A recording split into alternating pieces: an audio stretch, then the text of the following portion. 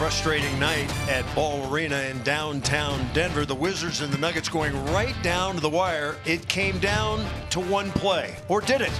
The Nuggets appeared to have a 4-on-1. Murray had the ball, and they're going to end up with a rushed three-pointer from Facundo Campazzo, who missed.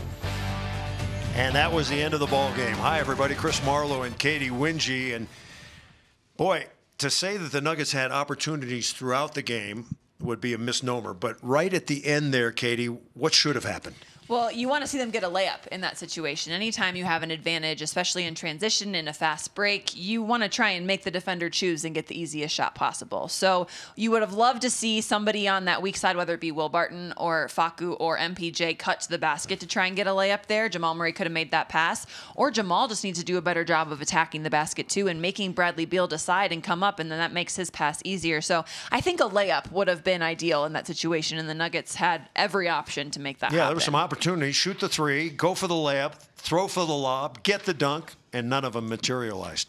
Well, this was a weird game for the Denver Nuggets. First half, they're really plagued by turnovers, live ball kinds. Yes, they were. And actually, in the second quarter, they didn't give up any points off of their turnovers. So they had a whole quarter in this game where they didn't give up any points. But for the game overall, they gave up 23 points off of 18 turnovers. So that was through the first quarter, the third quarter, and the fourth quarter. And this was the story of the game in D.C. as well. The Nuggets just did not do a good job taking care of the ball. They only actually had 13 turnovers, but it was getting back in transition against the Wizards. And again, was the story of tonight's game. You look at 23 points, the Nuggets only lose by 2. So that makes a huge difference. You're giving them extra possessions, you're rushed, you're not getting back. Sometimes you're in foul situations as well.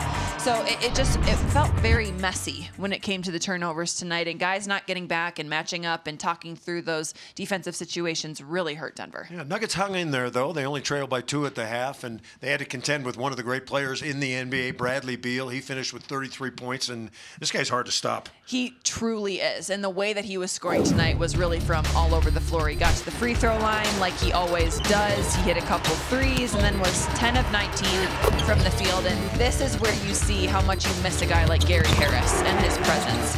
I thought that the Nuggets had a couple guys who were really physical with him. Facu was great at times. Jamal Murray was good at times. But the Wizards ran some really good screens for him. He got open looks, and he was feeling it a little bit tonight. And when he's feeling it, Chris, it's really tough to stop him. Yeah, speaking of feeling it, Jamal Murray had 34 tonight. Nikola Jokic had a double-double, 24 points. So the Nuggets 1-2 punch really did their job, at least offensively. Yeah, and this is where you're starting to see the injuries really hurting the Nuggets in terms of production, because you can't ask for much more from your two guys. Denver's duo did the job again tonight. And again, it was at different times of the game where guys were stepping up. I thought Nikola Jokic was aggressive, and when he found a matchup that he liked, he took it to them.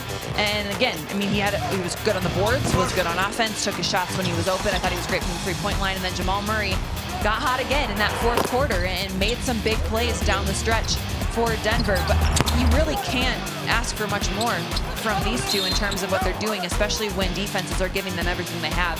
I thought their two-man game in particular, Chris, was really good tonight, and they need to keep utilizing that. They just need guys to run with them. Combining for 58 usually will get the job done. Both were pretty efficient. Both made a bunch of threes, got some rebounds, got some assists, but it wasn't quite enough. I should also tout Michael Porter Jr. He had 18 and 10, his second straight double-double, so he played pretty well.